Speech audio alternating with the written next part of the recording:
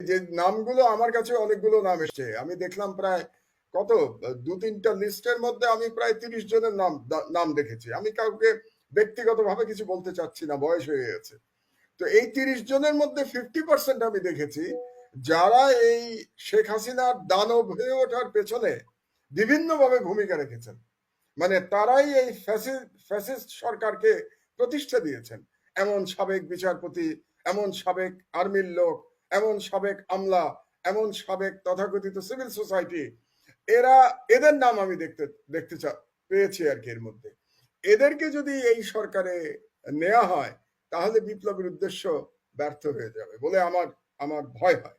তো কাজেই আমি আশা করব যে এই নামগুলো বিবেচনার বাইরে থাকবে এবং ছাত্ররা বলেছে যে আগামী 24 ঘন্টার মধ্যে তারা একটা রূপরেখা দিতে যাচ্ছে এবং আমি মনে করি তাদের রূপরেখা নিশ্চয়ই তারা চিন্তা ভাবনা করে দেবে। আর ছাত্রদের নিয়ে দেশ চালানো কনসেপ্ট অনুযায়ী আমার কাছে কোনো সমস্যা নাই, কিন্তু আমি যেটা বলতে চিন্তা করছি যে তাদের তো নিজেদের একটা ভবিষ্যৎ আছে, তাদের তো লেখাপড়া শেষ করতে হবে। এখন তারা কি লেখাপড়া শেষ না করেই রাষ্ট্র পরিচালনার দায়িত্বে আসতে চায়? আমার মনে হয় এটা একটু আর্লি চলে আসা হবে।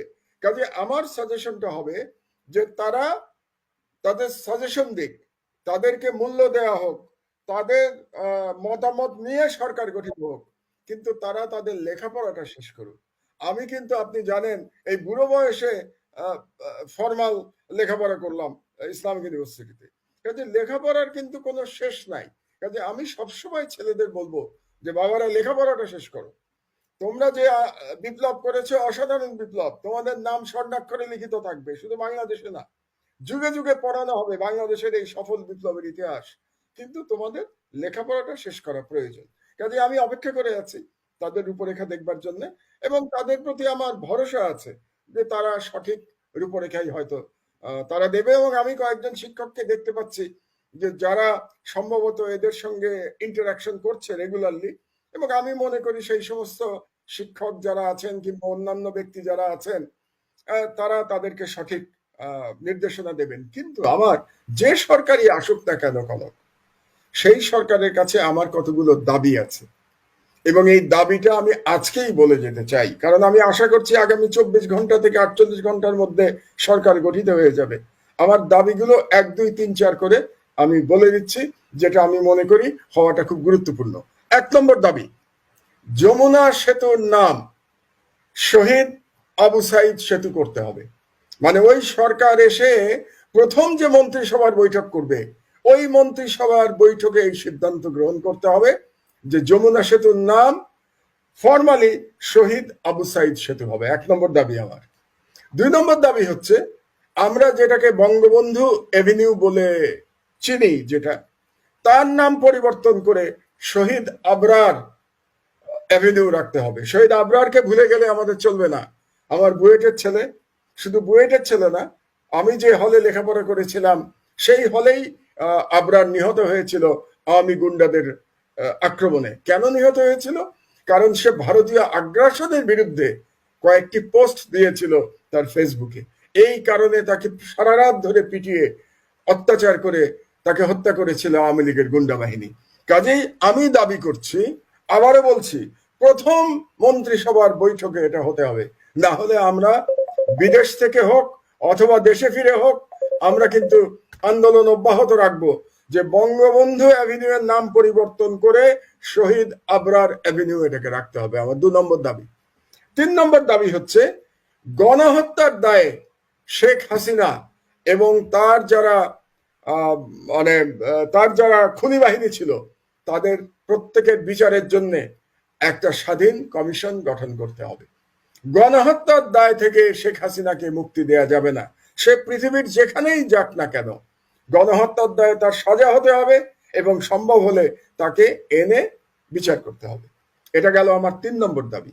আর 4 নম্বর দাবি হচ্ছে আমার যে গত 16 বছরে ভারতের সাথে যে সমস্ত চুক্তি হয়েছে সেই সকল চুক্তি ইমিডিয়েটলি সাসপেন্ড করতে হবে। আমি কিন্তু ক্যান্সেল বলি নাই, শব্দটা খেয়াল করুন, কারণ আমি সরকারে ছিলাম। কাজে আমি এমন কোনো দাবি করছি না যেটা আইনের ব্যত্যয় ঘটবে যার মধ্যে দিয়ে। আমি বলছি ভারতের সাথে সম্পাদিত সকল চুক্তি 16 বছর ধরে শেখ হাসিনার অবৈধ সরকার যেগুলো করেছে সেগুলো সাসপেন্ড করতে হবে। সাসপেন্ড করে আবার একটা কমিশন করতে হবে, যে কমিশনে যারা বোঝেন সাবজেক্টগুলো, ইকোনমিস্ট, ইঞ্জিনিয়ার, সিকিউরিটি অ্যানালিস্ট, এদেরকে রাখতে হবে। এদের সমন্বয়ে একটা কমিশন করতে হবে। সেই কমিশন প্রত্যেকটা চুক্তি পুঙ্খানুপুঙ্খভাবে তারা সেগুলো স্টাডি করবে।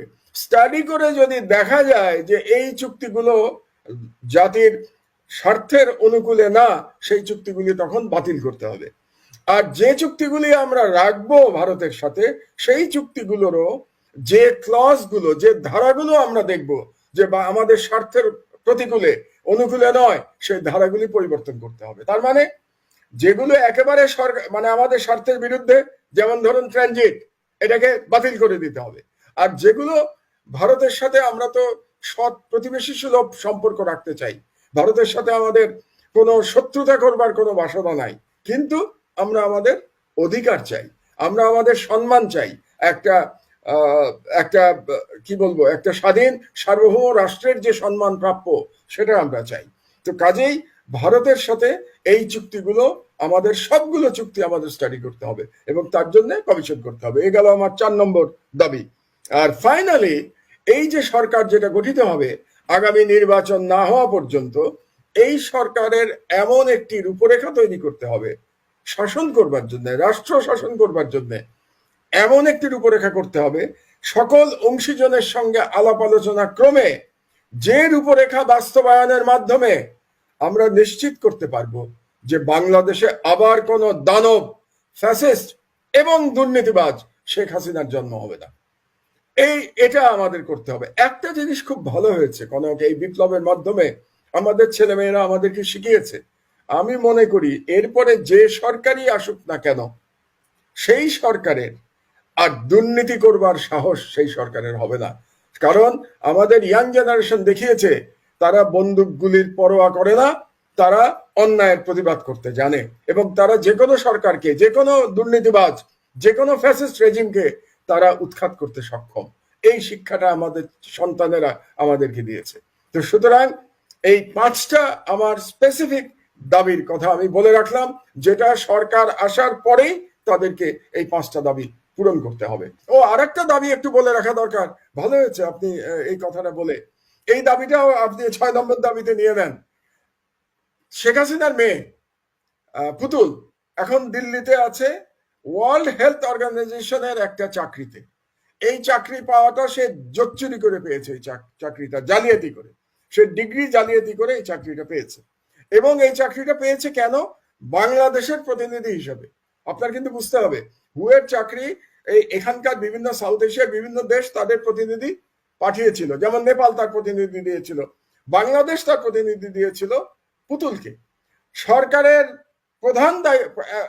প্রথম মিটিং এ দায়িত্ব হবে ওই যে রেফারেন্স পাঠিয়েছিল তারা ওয়ার্ল্ড হেলথ অর্গানাইজেশনের কাছে পুতুলের নাম রেকমেন্ড করে, সেই রেকমেন্ডেশন লেটার উইথড্র করতে হবে এই সরকারকে, যাতে এই জালিয়াতি করে পুতুলের যে চাকরি পেয়েছে হুতে, সেই চাকরি সরকার থেকে যেন বলা হয় হুকে যে এটা আমরা উইথড্র করছি এবং এই চাকরি থেকে তাকে সরিয়ে দাও।